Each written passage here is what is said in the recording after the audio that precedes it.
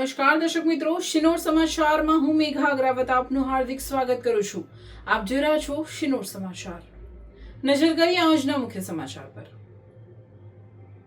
આજરોજ શિનોર વડોદરા ખાતે આવેલ ખોડિયાર માતાના મંદિરેથી જીતુ ભુવાજીની આગેવાની હેઠળ રાજપરા ખોડિયાર મંદિરે જે શિહોર તાલુકામાં આવેલ છે ત્યાં 52 ગજની પવિત્ર ધજા ચડાવવામાં આવી. આ વિશેષ ધાર્મિક પ્રસંગમાં આશરે 800 જેટલા ભાવિ ભક્તો તેમજ નામી અનામી ભુવાઓ ભક્તિભાવ સાથે જોડાયા હતા.